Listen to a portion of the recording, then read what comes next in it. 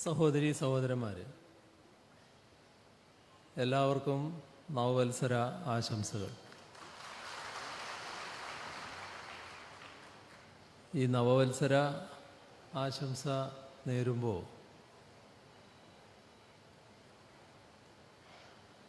വർഷാരംഭത്തിന് തൊട്ടു മുൻപ് ലോകമാകെ വലിയ തോതിൽ ആഘോഷിക്കുന്ന ഒന്നാണ് ക്രിസ്മസ്.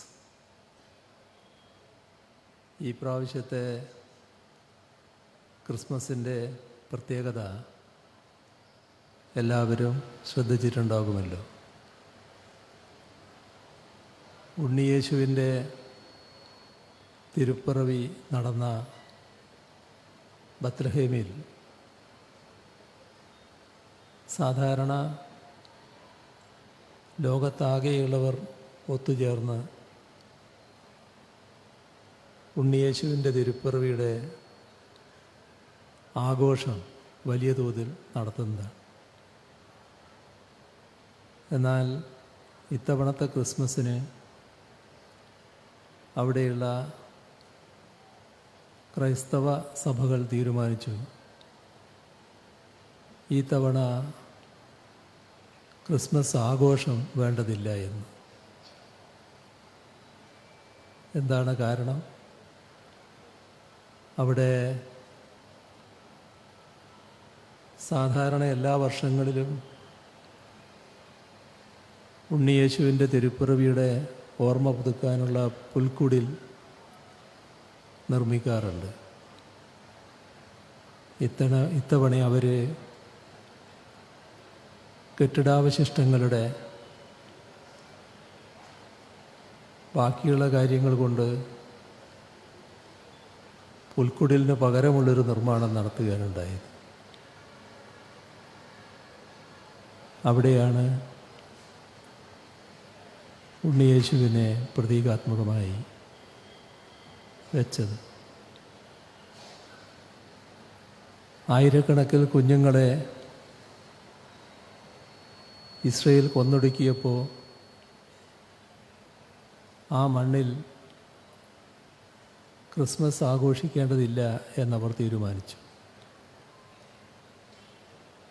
ഇതിൻ്റെ തൊട്ടു പിന്നാലെ മഹാനായ പോപ്പിൻ്റെ അറിയിപ്പ് വന്നു. ആയിരക്കണക്കിന് ആളുകളെ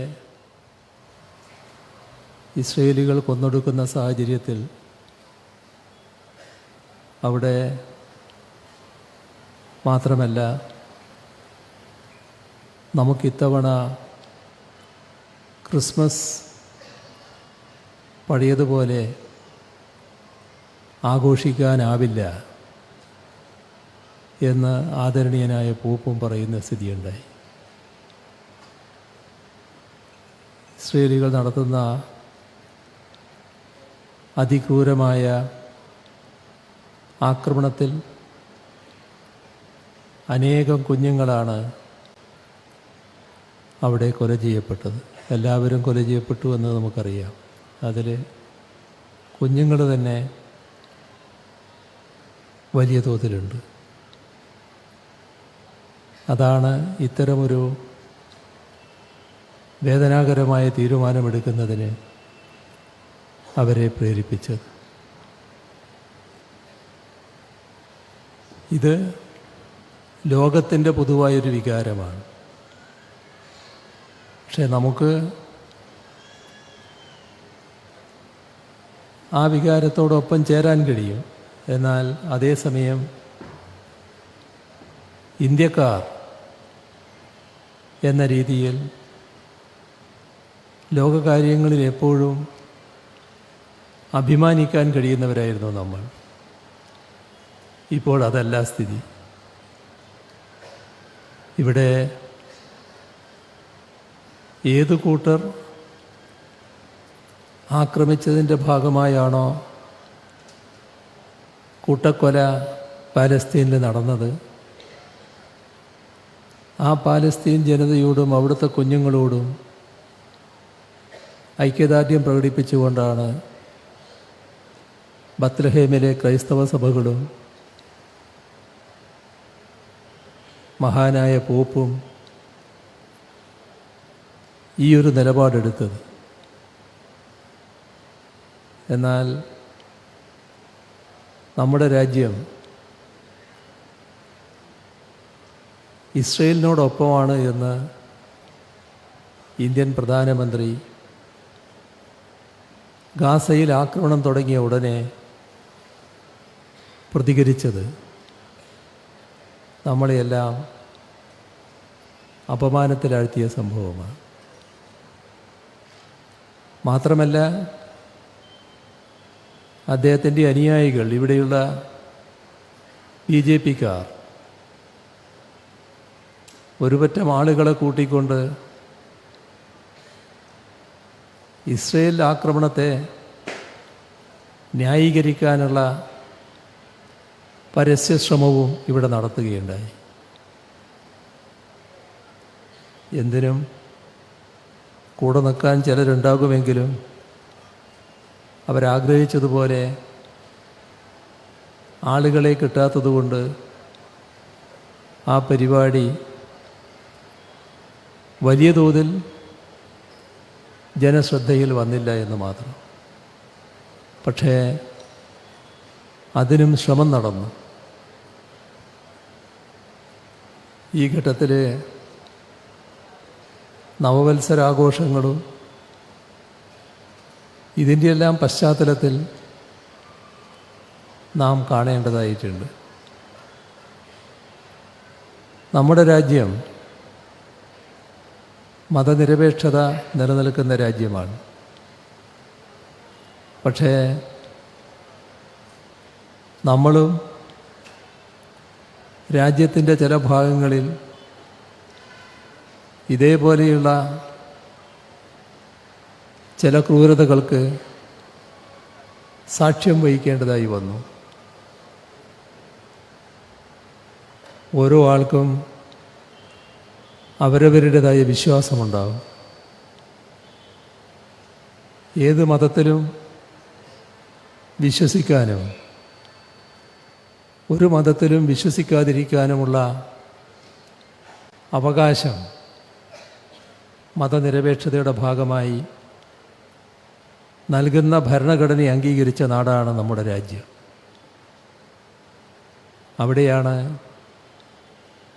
ഒരു പ്രത്യേക വിഭാഗം വിശ്വാസികൾ അവരീ മണ്ണിൽ വേണ്ട എന്ന് തീരുമാനിച്ചുകൊണ്ട് മണിപ്പൂരിൽ വംശഹത്യയുടേതിന് തുല്യമായ ആക്രമണങ്ങൾ നടന്നു. പാലസ്തീനിലെ ജനതയ്ക്ക് നേരെ സിയോണിസ്റ്റുകൾ അഴിച്ചുവിട്ടിയ ആക്രമണം ആ ജനത, പാലസ്തീൻ ജനത ഈ ഭൂമുഖത്ത് വേണ്ട എന്ന നിലയിലായിരുന്നു. പാലസ്തീൻ എന്ന പ്രദേശം ഭൂപടത്തിലും വേണ്ട എന്ന തരത്തിലായിരുന്നു. മണിപ്പൂർ എന്ന പ്രദേശം ഇന്ത്യയുടെ ഭൂപടത്തിൽ വേണ്ട എന്ന നിലപാട് ഇവിടുത്തെ സംഘപരിവാറുകാർ സ്വീകരിച്ചിട്ടില്ല. പക്ഷേ മണിപ്പൂരിലെ ക്രൈസ്തവ വിശ്വാസികൾ ജീവിക്കണ്ട എന്ന നിലപാട് സ്വീകരിച്ചു എന്നത് തന്നെയാണ് അവിടുത്തെ സംഭവങ്ങൾ കാണിക്കുന്നത്. അതിൽ ഇന്ത്യയിലെ ക്രൈസ്തവ സഭകൾക്കും വലിയ തോതിൽ പ്രതിഷേധം രേഖപ്പെടുത്തേണ്ടതായി വന്നു. നമുക്കറിയാം, സാധാരണ അത്തരത്തിലുള്ള പ്രതിഷേധ രൂപങ്ങൾക്കൊന്നും മിക്കപ്പോഴും സഭകൾ തയ്യാറാകാറില്ല. പക്ഷേ ക്രൈസ്തവ വിശ്വാസം അംഗീകരിച്ചു എന്നതിൻ്റെ പേരിൽ മാത്രം ജീവൻ നഷ്ടപ്പെടേണ്ടി വന്ന ഒരു സംസ്ഥാനത്തെ ക്രൈസ്തവ വിശ്വാസികൾ അവിടെ അനുഭവിക്കുന്ന കൊടും പീഡനം കണ്ടില്ലെന്നടിക്കാൻ ക്രൈസ്തവ സഭകൾക്കും കഴിഞ്ഞില്ല. അങ്ങനെയാണ് പരസ്യമായ പ്രതിഷേധം തന്നെ ഇവിടെ രേഖപ്പെടുന്ന നിലയുണ്ടായത്. മതനിരപേക്ഷ ചിന്താഗതിക്കാർ, മതനിരപേക്ഷ പ്രസ്ഥാനങ്ങളും ശക്തികളും എല്ലാം ഈ ആക്രമത്തെ അതിശക്തമായി അപലപിക്കുകയുണ്ടായി. നവവത്സരത്തെക്കുറിച്ച് അതിൻ്റെ പുതുവർഷത്തെ വരവേൽക്കുമ്പോൾ, ആശംസ നേരുമ്പോൾ ഇതെല്ലാം നമ്മുടെ മനസ്സിൽ ഉയർന്നു നിൽക്കണമെന്നതുകൊണ്ടാണ് ഈ കാര്യങ്ങൾ ഇവിടെ സൂചിപ്പിക്കേണ്ടി വന്നത്. എല്ലാ സംഭവങ്ങളും അതിക്രൂരമായ രീതിയിൽ നടത്തിയതിന് ശേഷം ചില ഉന്നതസ്ഥാനീയർ ഞങ്ങളൊന്നും അറിഞ്ഞില്ലേ എന്ന തരത്തിൽ 4 വോട്ടിനു വേണ്ടി നടത്തുന്ന ശ്രമങ്ങൾ എല്ലാവർക്കും തിരിച്ചറിയാൻ കഴിയുന്നതേ ഉള്ളൂ എന്ന് അത്തരം ആളുകൾ മനസ്സിലാക്കുന്നത് നല്ലതാണ്. ഇപ്പോൾ ഇത്തരത്തിൽ ഇറങ്ങിത്തിരിക്കുന്നവർ അവരിയ്ക്കുന്ന കസേരയിലിരുന്നു കൊണ്ട് ചെറുവിരലനക്കാൻ ആ ഒരു സംസ്ഥാനത്തെ ഒരു പ്രത്യേക മതവിശ്വാസം സ്വീകരിച്ചു പോയി എന്നതിൻ്റെ മേലെ എല്ലാവിധ പീഡനങ്ങൾക്കും ഇരയാകുന്നവർക്ക് രക്ഷ നൽകാൻ, അക്രമികളെ നിലക്ക് നിർത്താൻ ഒരു ചെറുവിരൽ പോലും അനക്കാൻ തയ്യാറാകാത്ത ആ ഉന്നതസ്ഥാനീയനൊക്കെ ഇപ്പോൾ ഏതെങ്കിലും തരത്തിൽ 4 വോട്ട് പോരട്ടെ എന്ന തരത്തിൽ ചില സൗഹാർദ്ദ നീക്കങ്ങൾ നടത്തുമ്പോൾ അതും എല്ലാവർക്കും മനസ്സിലാക്കാൻ കഴിയുന്നതേയുള്ളൂ. സൗഹാർദ്ദം, അതിന് ഉതകുന്ന നടപടികൾ സ്വീകരിച്ചു കൊണ്ടുവേണം. എല്ലാ ശത്രുതയും മനസ്സിൽ വെച്ചുകൊണ്ട് സകലമാന ക്രൂരകൃത്യങ്ങൾക്കും അരുതെന്നുകൊണ്ട് ആ ക്രൂരകൃത്യങ്ങൾക്കിരയായവരോട് പിന്നെ സൗഹൃദഭാവം നടിച്ചു ചെന്നാൽ അതത്ര കണ്ട് വിലപ്പോവില്ല എന്നതും മനസ്സിലാക്കുന്നത് നല്ലതാണ്. ഞാൻ ആ ഭാഗത്തേക്ക് അധികം കടക്കുന്നില്ല. ഈ കാര്യങ്ങൾ പറയുന്നതിനല്ല. ഈ നവകേരള സദസ്സ് എന്നത് നിങ്ങൾക്കെല്ലാവർക്കും അറിയാം. ഞങ്ങൾ നവകേരള സദസ്സിൻ്റെ ഭാഗമായി ഇവിടെ പരിപാടി നടത്തേണ്ട ദിവസമാണ്. നമ്മുടെ സംസ്ഥാനത്തെ രാഷ്ട്രീയ രംഗത്തെ ആകെ വലിയ വേദനയിലാഴ്ത്തിയ സഖാവ് കാനൻ രാജേന്ദ്രൻ്റെ ആകസ്മിക നിര്യാണം സംഭവിച്ചത്. അതിൻ്റെ ഭാഗമായാണ് ആ പരിപാടികൾ മാറ്റിവെക്കേണ്ടി വന്നത്. അതാണ് ഇന്നും നാളെയുമായി 2 ദിവസമെടുത്ത് ഒരു ദിവസത്തെ പരിപാടി നടത്താൻ പിന്നീട് ഞങ്ങൾ തീരുമാനിച്ചത്. അപ്പോൾ കുറച്ച് നാൾ കഴിഞ്ഞ് പരിപാടി നടത്തുമ്പോൾ സംഘാടകർക്കുണ്ടാകുന്ന പ്രയാസമോർത്താണ് 2 ദിവസമെന്നാക്കിയത്. ഇവിടെ വന്നപ്പോൾ ഒരു ദിവസം കൊണ്ട് തന്നെ പരിപാടി നടത്താമായിരുന്നുവെന്ന് തോന്നുകയാണ്. കാരണം പഴയതിൽ നിന്നൊരു വ്യത്യാസവും നിങ്ങൾ വരുത്തിയിട്ടില്ല. പന്തൽ അതേപോലെ തന്നെ കിടക്കുന്നുണ്ട്.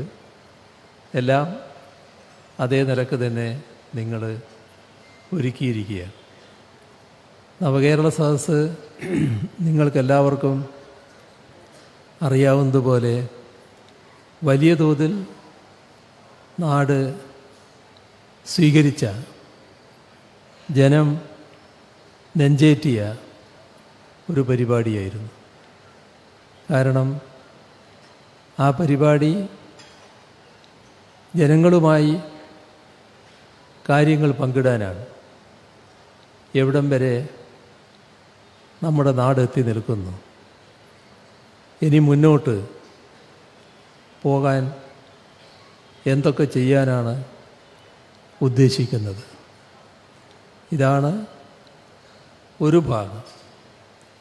അതോടൊപ്പം തന്നെ ഈ മുന്നോട്ട് പോക്കിന് വലിയ തോതിൽ തടസ്സം നിൽക്കുന്നു. ആ തടസ്സം നിൽക്കുന്നത് നമ്മുടെ രാജ്യത്തെ കേന്ദ്ര ഗവൺമെൻറ്റാണ്. ആ കേന്ദ്ര ഗവൺമെൻറ് ഏത് രീതിയിലാണ് തടസ്സം നിൽക്കുന്നത് എന്ന കാര്യവും ജനങ്ങളുടെ മുന്നിൽ പറയുക. ഇതിൽ എല്ലാ ഭാഗങ്ങളും ഇവിടെ വലിയ തോതിൽ തന്നെ വിശദീകരിച്ച് കഴിഞ്ഞിട്ടുണ്ട്. നാം കാണേണ്ടത് നമ്മുടെ നാടിന് ഒട്ടേറെ പ്രയാസങ്ങൾ അനുഭവിക്കേണ്ടി വന്നിരുന്നു. പക്ഷേ ഇപ്പോൾ പ്രയാസം അനുഭവിക്കേണ്ട ഒരു നാടല്ല നമ്മുടേത്. 2016 അതിന് മുൻപത്തെ 5 വർഷക്കാലത്തെ കെടുകാര്യസ്ഥത കൊണ്ട് നമ്മുടെ നാടിൻ്റെ സർവ്വമേഖലയും തകർന്നുപോയ അവസ്ഥയിലെത്തിയത്. എന്നാൽ ആ നിലയിൽ നമ്മൾ വലിയ മാറ്റം വരുത്തി കഴിഞ്ഞു.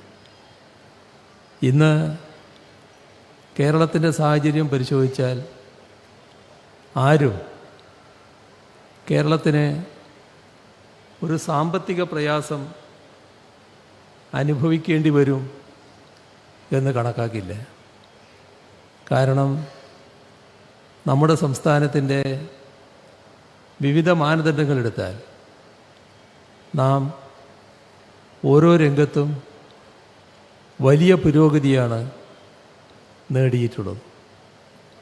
ഇപ്പോൾ കേരളത്തിൻ്റെ ആഭ്യന്തര വളർച്ചാ നിരക്ക് 2016 നിന്ന് ഇപ്പോൾ 2023 എത്തുമ്പോൾ നമ്മുടെ സംസ്ഥാനം വർദ്ധിപ്പിച്ചത് 8%. ഇത് വലിയ തോതിലുള്ള വർധനവാണ്. രാജ്യത്ത് ആഭ്യന്തര വളർച്ചാ നിരക്ക് നല്ല നിലയിൽ വർദ്ധിപ്പിച്ച സംസ്ഥാനങ്ങളുടെ അവസ്ഥ പരിശോധിച്ചാൽ കേരളം ഒട്ടും പിന്നിലല്ല എന്ന് കാണാൻ നമുക്ക് കഴിയും. അതുപോലെ തന്നെ നമ്മുടെ തനതു വരുമാനത്തിൽ അതിഭീമമായ വർധനവാണ് ഈ കാലയളവിൽ നമുക്ക് നേടാൻ കഴിഞ്ഞത്. 2016 താരതമ്യപ്പെടുത്തിയാൽ നമ്മുടെ നാട് 41% തനതു വരുമാനം വർദ്ധിപ്പിച്ചിരിക്കുകയാണ്.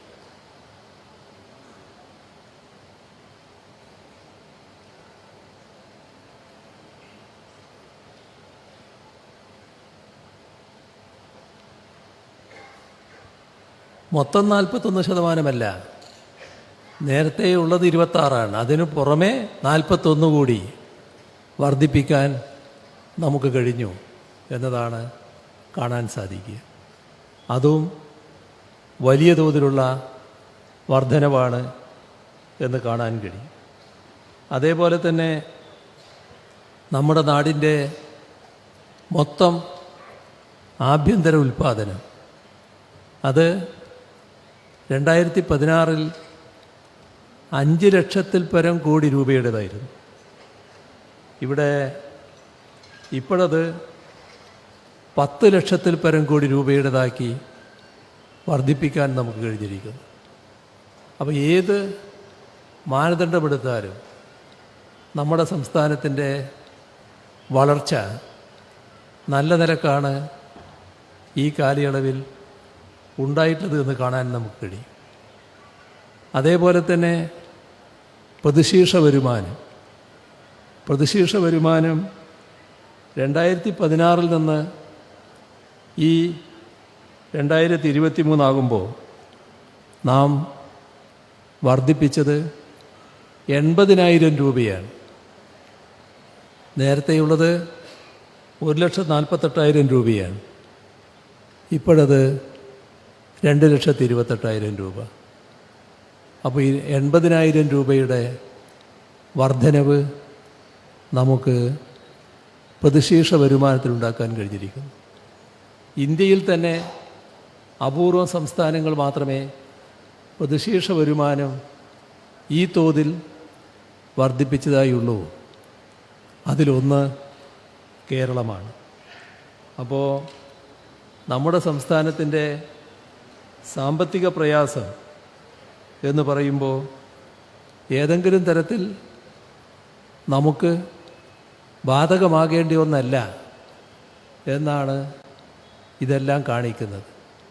ഇനി നമ്മുടെ തനതായ നികുതി വരുമാനം, ആ നികുതി വരുമാനത്തിൽ നല്ല വർധനവാണ് ഈ കഴിഞ്ഞ സാമ്പത്തിക വർഷം നമുക്ക് ഉണ്ടാക്കാൻ കഴിഞ്ഞത്.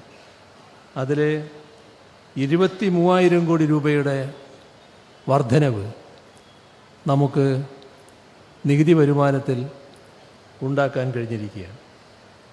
അതോടൊപ്പം തന്നെ കഴിഞ്ഞ സാമ്പത്തിക വർഷത്തിലെ ആകെ റവന്യൂ വരുമാനം, സംസ്ഥാനത്തിൻ്റെ കയ്യിലുണ്ടാകുന്ന മൊത്തം വരുമാനം, ആ വരുമാനത്തിൻ്റെ 67% നമ്മുടെ നാടിൻ്റെ സംസ്ഥാനത്തിൻ്റെ തനത് വരുമാനമായിരുന്നു.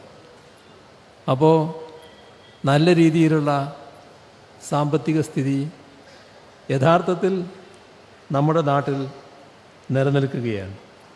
കഴിഞ്ഞ സാമ്പത്തിക വർഷം ഇതാണ് സ്ഥിതിയെങ്കിൽ ഈ സാമ്പത്തിക വർഷം നാം ചെലവുകളുടെ 71% നമ്മുടെ സംസ്ഥാനത്തിന് തന്നെ വഹിക്കേണ്ടി വരുമെന്ന അവസ്ഥയാണ് വന്നു നിൽക്കുന്നത്. അതായത് കേന്ദ്രവിഹിതം 29% ചുരുങ്ങാനിടയുണ്ട് എന്നതാണ് കണക്കുകൾ കാണിക്കുന്നത്. സംസ്ഥാനങ്ങൾക്ക് ലഭിക്കുന്ന നികുതി വരുമാനത്തിൻ്റെ വിഹിതം കുറഞ്ഞു വരികയാണ്. അത് ദേശീയ ശരാശരി 45%. പക്ഷേ നമ്മുടെ കാര്യം വരുമ്പോൾ 29% ചുരുങ്ങുന്ന അവസ്ഥയിലേക്ക് എത്തുകയാണ്. നമ്മുടെ ആകെ കടം, ഇത് നമ്മുടെ ആകെ വരുമാനത്തിൻ്റെ 35% മാത്രമാണ്. എന്നാൽ കേന്ദ്ര സർക്കാരിൻ്റെ കടം വാർഷിക വരുമാനത്തിൻ്റെ 51%.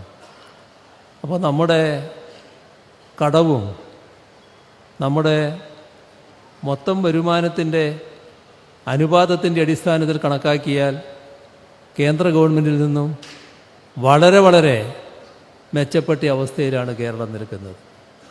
എന്നിട്ടും ഇത്രയെല്ലാം അനുകൂലമായ ഘടകങ്ങളുണ്ടായിട്ടും എന്തേ കേരളത്തിന് സാമ്പത്തിക പ്രയാസം അനുഭവിക്കേണ്ടി വരുന്നത്?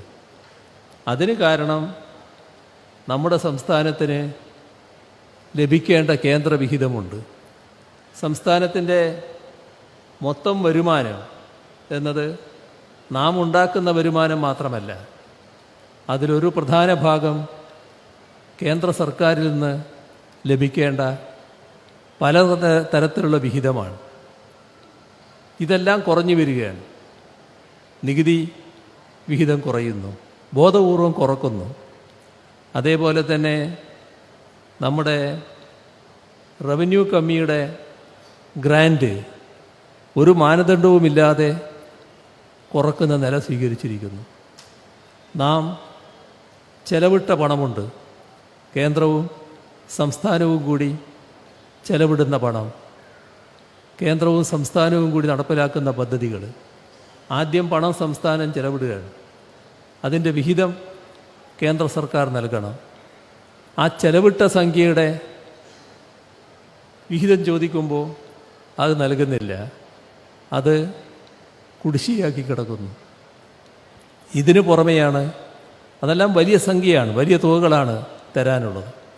അതിനു പുറമെയാണ് നമ്മുടെ സംസ്ഥാനത്തിൻ്റെ കടം വാങ്ങാനുള്ള അവകാശം. സംസ്ഥാനത്തിൻ്റെ സാമ്പത്തിക സ്ഥിതി സംസ്ഥാനങ്ങളാണ് നോക്കേണ്ടത്. ഭരണഘടന പ്രകാരം സംസ്ഥാനത്തിൻ്റെ അവകാശമാണത്, സാമ്പത്തിക ഭദ്രത ഉറപ്പുവരുത്തൽ. ആവശ്യമായ കടമെടുക്കാൻ സംസ്ഥാനങ്ങൾക്ക് ഭരണഘടന അധികാരം നൽകുന്നുണ്ട്. അതിൻ്റെ ഭാഗമായാണ് നിയമസഭ തന്നെ ഒരു നിയമം പാസാക്കിയത്. പക്ഷേ കേന്ദ്ര ഗവൺമെൻറ് ഭരണഘടനാ വിരുദ്ധമായി, നിയമവിരുദ്ധമായി ഇടപെടുകയാണ്. അങ്ങനെ ഇടപെട്ട് നമ്മുടെ സംസ്ഥാനത്തിൻ്റെ കടമെടുപ്പ് അവകാശം അത് കേന്ദ്രം നിശ്ചയിക്കും എന്ന നിലപാടെടുത്തിരിക്കുന്നു. ആ നിലപാട് ഭരണഘടനാ വിരുദ്ധമാണ്. പക്ഷേ അവരത് അടിച്ചേൽപ്പിക്കുന്നു. നമ്മുടെ കടമെടുപ്പ് പരിധി ചുരുക്കുന്നു. കടമെടുപ്പ് പരിധി ചുരുക്കുമ്പോൾ ആ ചുരുങ്ങിയ കടം പോലും എടുക്കാൻ പറ്റാത്ത അവസ്ഥ സൃഷ്ടിക്കുന്നു. നിങ്ങൾ ഇവിടെ കിഫ്ബി മുഖേന നടപ്പാക്കുന്ന പദ്ധതികൾ, അതിനെടുക്കുന്ന വായ്പ നിങ്ങളുടെ കടപരിധിയിൽ ഉൾപ്പെടുത്തും എന്ന് പറയുന്നു. നമ്മുടെ സാമൂഹ്യക്ഷേമ പെൻഷൻ 1600 രൂപ വീതം 62 ലക്ഷം ആളുകൾക്ക് നാം കൊടുക്കുന്നു. ആ പെൻഷൻ കൊടുക്കുന്നതിന് ഓരോ മാസവും കൊടുക്കുന്നതിനാണ് നാം ഒരു കമ്പനി രൂപീകരിച്ചത്. ആ കമ്പനി പെൻഷൻ നൽകുന്നു, കമ്പനിക്ക് പണം സർക്കാർ നൽകുന്നു. ഇത് ഭംഗിയായി മുന്നോട്ട് പോവുകയായിരുന്നു. അപ്പോഴാണ് കേന്ദ്ര ഗവൺമെൻറ് പറയുന്നത് ആ കമ്പനി എടുക്കുന്ന കടം നിങ്ങളുടെ സംസ്ഥാന സർക്കാരിൻ്റെ കടമായി കണക്കാക്കുമെന്ന്. അപ്പോൾ എടുക്കാനുള്ള കടത്തിൻ്റെ സംഖ്യയിൽ വലിയ കുറവ് വരുത്തുന്നു. ഇതെല്ലാം നിയമവിരുദ്ധമായ നടപടികളാണ്. ആ നടപടികളാണ് ഞങ്ങൾ നമ്മുടെ സംസ്ഥാനം പരമോന്നത കോടതിയിൽ, ബഹുമാനപ്പെട്ട സുപ്രീം കോടതിയിൽ ചോദ്യം ചെയ്തിട്ടുള്ളത്. സുപ്രീം കോടതിയുടെ പരിശോധനയിലാണ് ഇത് നിൽക്കുന്നത്. ഈ ഒരു ഘട്ടത്തിലാണ് ഞങ്ങൾ പ്രതിപക്ഷത്തോട് വീണ്ടും അഭ്യർത്ഥിച്ചത്, നിങ്ങൾ ഇതുമായി ബന്ധപ്പെട്ട് സഹകരിക്കാൻ തയ്യാറാവണം. ഇത് ചില്ലറ അഭിപ്രായ വ്യത്യാസത്തിൻ്റെ മേലെ നാം തർക്കിച്ചു നിൽക്കേണ്ട സമയമല്ല. നമ്മുടെ സംസ്ഥാനത്തിന് ലഭിക്കേണ്ട അവകാശമാണ് ഇല്ലാതാവുന്നത്. ഇത്തരമൊരു നില ഒരു വർഷത്തേക്കുള്ളത് മാത്രമായിരിക്കില്ല, അല്ലെങ്കിൽ 2026 മാത്രമായിരിക്കില്ല. നമ്മുടെ സംസ്ഥാനത്തെ ദശാബ്ദങ്ങളോളം പുറകോട്ടടിപ്പിക്കുന്നതായിരിക്കും. അതുകൊണ്ട് നമുക്കൊന്നിച്ച് ഇതിനെ ചോദ്യം ചെയ്യാനാവണം. നിങ്ങളുടെ അഭിപ്രായ വ്യത്യാസങ്ങൾ മാറ്റിവെച്ച് ഇതുമായി യോജിക്കാൻ തയ്യാറാവണം. ഏതെങ്കിലും പ്രശ്നം നാം തമ്മിൽ ചർച്ച ചെയ്യേണ്ടതുണ്ടെങ്കിൽ ഞങ്ങൾ ആ ചർച്ചയ്ക്ക് തയ്യാറാണ് എന്നതും ഞങ്ങൾ പറഞ്ഞു. ഈ സംസ്ഥാനത്തിൻ്റെ സർക്കാരിന് വേണ്ടിയാണ് ഞങ്ങൾ ആ അഭ്യർത്ഥന നടത്തിയത്. ഈ സംസ്ഥാനത്തിൻ്റെ മന്ത്രിസഭയാണ് ആ അഭ്യർത്ഥന മുന്നോട്ട് വെച്ചത്. പക്ഷേ അത് കേട്ടുതീരുന്നതിന് മുൻപ് തന്നെ പ്രതിപക്ഷ നേതാവിൻ്റെ മറുപടി വന്നു, നിങ്ങളുമായി ഒരു യോജിപ്പുമില്ല. ഇതാണ് നിർഭാഗ്യകരമായ സമീപനം. നമ്മുടെ നാടിനെ തകർക്കാനുള്ള ഒരു കേരള വിരുദ്ധ സമീപനം, മനസ്സ് കേന്ദ്ര ഗവൺമെൻറ് നേതൃത്വം കൊടുക്കുന്ന BJPക്ക് ഉണ്ടായിരിക്കുന്നു. നിർഭാഗ്യവശാൽ ആ മനസ്സിനോടൊപ്പം ചേരുന്ന മാനസികാവസ്ഥ കേരളത്തിലെ UDFനും കോൺഗ്രസ്സിനും ഉണ്ടായിരിക്കുന്നു. അല്ലെങ്കിൽ ആലോചിച്ച് നോക്കൂ, ഏതെങ്കിലും ഘട്ടത്തിൽ കേരളത്തിൻ്റെ നേരെ കാണിക്കുന്ന അവഗണന, കോൺഗ്രസ് ഒരു പ്രശ്നമായി എടുത്തിട്ടുണ്ടോ? നമ്മുടെ കേരളത്തിൽ നിന്ന് 20 ലോക്സഭാംഗങ്ങളാണുള്ളത്. അതിൽ 18 പേര് ഇപ്പോൾ UDFകാരാണ്. ഇവരിൽ ആരെങ്കിലും ഒരാൾ കേന്ദ്ര ഗവൺമെൻറ് കാണിക്കുന്ന അവഗണനയ്ക്കെതിരെ, കേന്ദ്ര ഗവൺമെൻറ് കാണിക്കുന്ന വിവേചനത്തിനെതിരെ ശബ്ദിച്ചിട്ടുണ്ടോ? എന്തേ അവർക്ക് ശബ്ദിക്കാൻ പറ്റാതിരിക്കുന്നത്? എന്തുകൊണ്ടാണ് കേരളത്തിനു വേണ്ടി സംസാരിക്കാൻ പറ്റാത്തത്? കേരളത്തിലെ ജനങ്ങളെ പ്രതിനിധീകരിച്ചല്ലേ ഇവരെല്ലാം ലോക്സഭയിലുള്ളത്? അവർക്ക് കേരളത്തിൻ്റെ വികാരം അവിടെ പ്രതിഫലിപ്പിക്കാൻ കഴിയണ്ടേ? അവർ ചെയ്തതെല്ലാം ഓരോ ഘട്ടത്തിലും കേരളത്തെ അപകീർത്തിപ്പെടുത്താൻ അവസരം നോക്കലായിരുന്നു. അതിനുവേണ്ടി മാത്രമേ അവർ ശ്രമിച്ചിട്ടുള്ളൂ. ഇതും നമ്മുടെ ഒരു ദുരനുഭവമാണ്. ഇതാണ് നാം കാണേണ്ടത്. നവകേരള യാത്ര ഔപചാരികമായി സമാപിച്ചതാണ്. എങ്കിലും ബാക്കിയുള്ള തൃക്കാക്കര മണ്ഡലത്തിലെ പരിപാടിയാണ് ഇന്നിവിടെ അവസാനിക്കുന്നത്. നിങ്ങൾ കാണിച്ച ഈ സമീപനം വലിയ തോതിൽ ഇതിന് പിന്തുണ നൽകാൻ തയ്യാറായി ആയിരക്കണക്കിന് ആളുകൾ മുന്നോട്ട് വന്നത് സർക്കാരിന് കൂടുതൽ കരുത്തു പകരുന്നതാണ്. മറ്റ് കൂടുതൽ കാര്യങ്ങളിലേക്ക് ഞാൻ കടക്കുന്നില്ല. എല്ലാവർക്കും സ്നേഹാഭിവാദനങ്ങൾ.